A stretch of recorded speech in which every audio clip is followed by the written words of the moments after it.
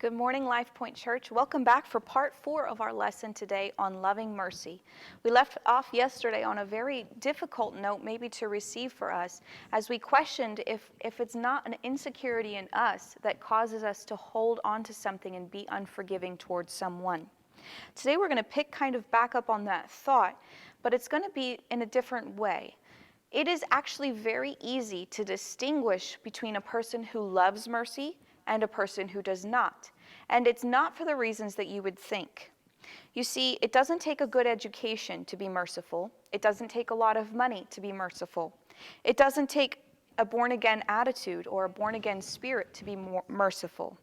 An educated person can be merciful or unmerciful to those with less education. A wealthy person can be merciful or unmerciful to those who have less. We who are born again can be merciful or unmerciful to the unsaved. A man skilled with tools can be merciful or unmerciful to those who have no similar skill. Those who serve in a restaurant can be merciful or unmerciful to those they are serving, and vice versa. An employer can be merciful or unmerciful to his employees. Mercy begins with a feeling of compassion, and those who love mercy act in a way that makes someone else's life easier. That's the basis. It's not, I have money, therefore I'll be nice to people. It's, I care more about other people's life being easier than I do about my own. That's what mercy truly is. The man who owed 100 pence was put into prison until he could pay the debt. Being unmerciful can make us foolish.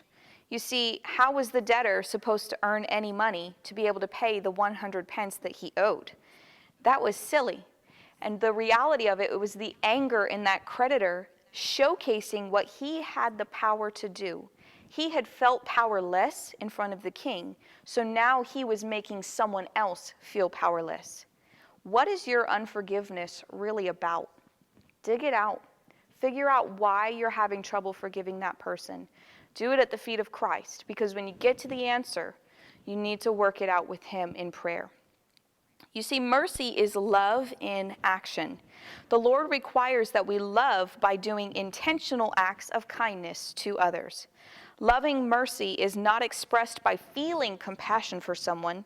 It is expressed by acting with compassion towards someone. Those who love mercy have a habit of acting with kindness, love, and mercy toward people with whom they have no relationship.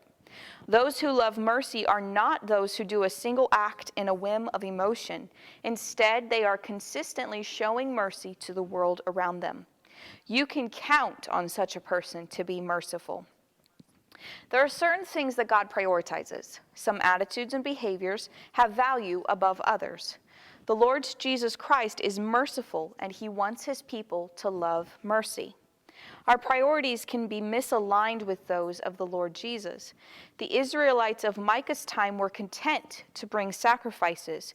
They felt certain that their participation in the temple matched God's values. The priests and people of Israel were surprised when Micah gave the verse that we already read, but we'll read again, Micah 6:8. He said, God knows what he wants from you. What does he want from you?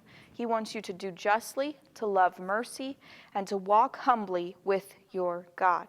You see, they had chalked everything up to the sacrifices that they were giving, and they thought that that would be pleasing to the Lord. But Micah confirmed to them, no, actually, he doesn't want your sacrifices as much as he wants you to act in a way that blesses the people around you. Sacrifice is still an important part of serving God. But what does it matter if I give all my money to feed the poor, but I don't have love, as Paul put it in 1 Corinthians 13. And that's where we're going to leave our thoughts today.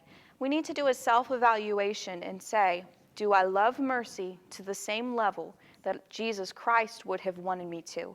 And if that answer is no, let's take some time in prayer with him today and ask him to help us to do better. God bless you, and I'll see you back tomorrow for part 5 of this series.